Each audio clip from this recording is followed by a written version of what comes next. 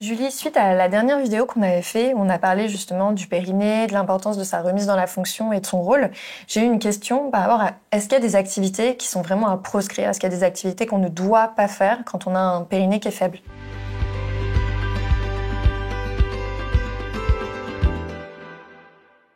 Déjà, j'aime pas interdire et je ne recommande pas d'interdire quoi que ce soit, surtout de l'activité physique. On le sait, l'activité physique est une clé en santé, donc on ne peut pas s'en priver. Maintenant, qu'est-ce qu'il en est réellement? On sait qu'il y a des activités physiques qui vont être un petit peu plus contraignantes sur notre périnée que d'autres. Donc là, l'idée, c'est vraiment d'être raisonnable et d'y aller progressivement. Encore, on l'a dit. Les activités comme la course à pied, le trampoline. Alors, la course à pied n'est pas une activité sportive qui génère des troubles du plancher pelvien. En fait, on a montré qu'entre celles qui ne faisaient pas de course à pied et celles qui faisaient des courses à pied, on avait à peu près les mêmes taux de troubles du périnée. Donc déjà, ça, c'est très important. Par contre, effectivement, la course à pied peut avoir tendance à mettre en évidence des troubles du périnée. Donc c'est pour ça que la course à pied a un petit peu mauvaise presse. C'est pas délétère, mais du coup, si on a une faiblesse, ça va la révéler. Exactement. Okay. Alors, je mets quand même juste une petite précision. Il y a course à pied et course à pied. Oui. C'est-à-dire que si on fait plus de 6 heures de course à pied par semaine, là, effectivement, ça charge énormément tout le système. Là, ça devient une pratique, on va dire, entre guillemets, à risque pour le périnée. Mais bon, quand même, plus de 6 heures par semaine, ça ne concerne pas la grande majorité de la population. Et puis, il y a aussi la façon dont l'impact est pendant la course à pied, parce qu'il y a des femmes, en fait, qui, par leur technique de course, vont avoir un appui qui va générer très peu d'impact, et à l'inverse, des femmes qui vont avoir un appui qui va être très écrasé par rapport à leur centre de gravité qui va pas forcément être aligné et qui va du coup générer énormément de pression sur le périnée. En fait, la posture, en fait. Ouais, il y a la posture, il y a l'engagement des bons muscles, parce que effectivement, si on est plus gainé par ces muscles superficiels que par ces muscles profonds, ben du coup la gestion des pressions elle n'est pas optimale.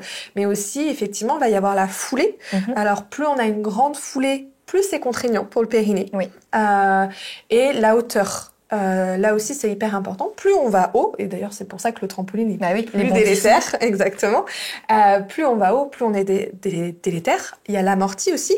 Mais attention, l'amorti, par exemple, on va prioriser des chaussures plutôt minimalistes, donc avec moins d'amorti, parce que justement, ça, on va aller moins haut. Oui. Mais par contre, il va quand même falloir amortir parce qu'un impact fort est pas bon pour le périnée. Donc, il faut pas d'amorti sur la chaussure, mais il faut amortir notre foulée.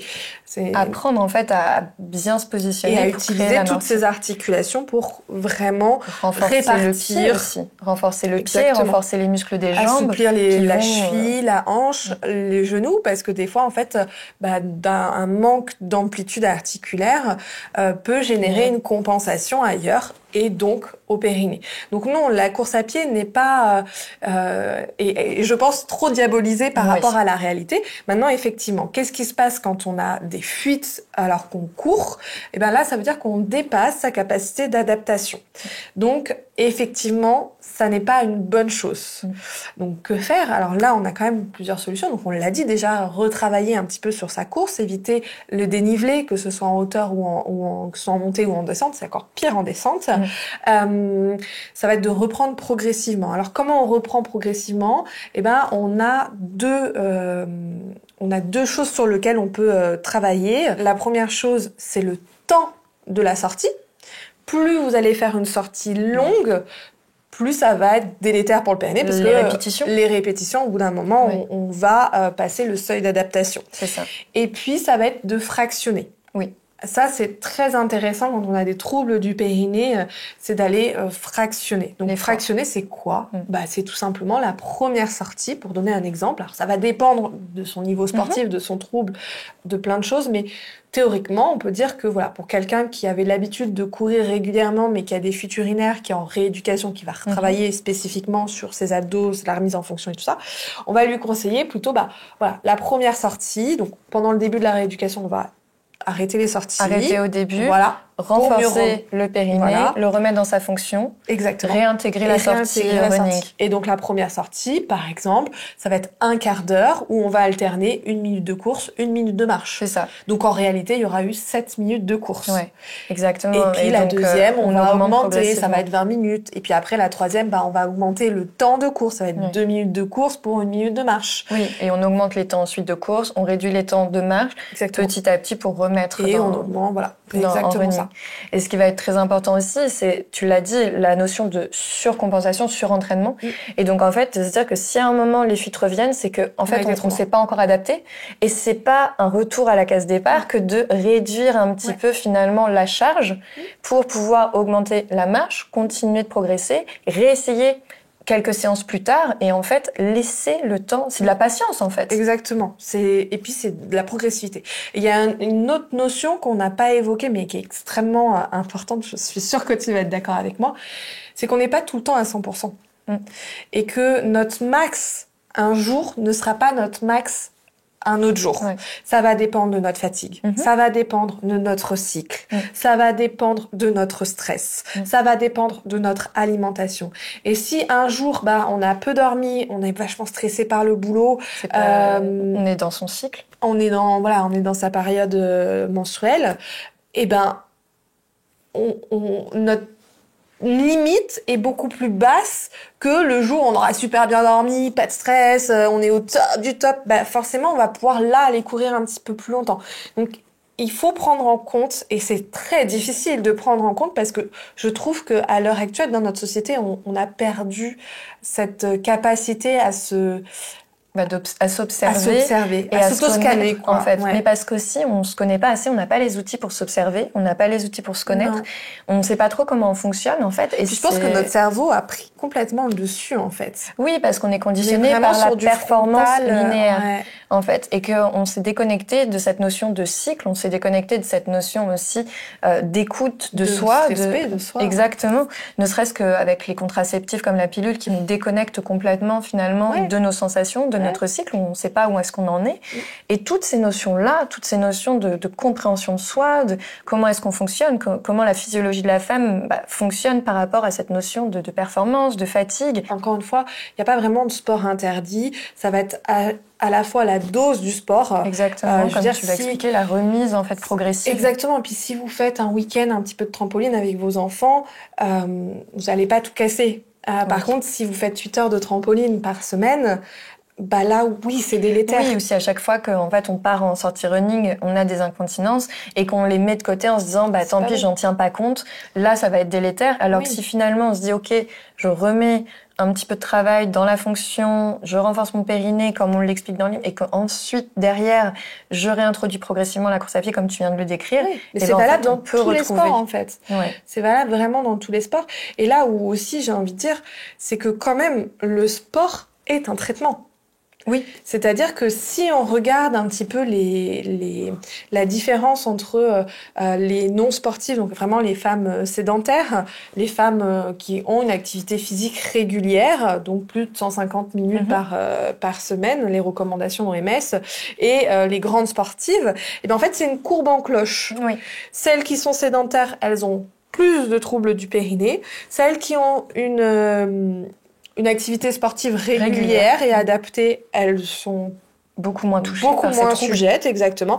Et puis les grandes sportives, là, on retrouve de nouveau des troubles du périnée parce que on dépasse les capacités d'adaptation. Donc en fait, c'est quand c'est de la performance qui est ajoutée au sport que là on dépasse. Mais on peut vite passer dans la performance, par exemple dans le CrossFit, qui est une activité sportive où on va chercher la performance, on va chercher la charge, on va chercher vraiment la répétition.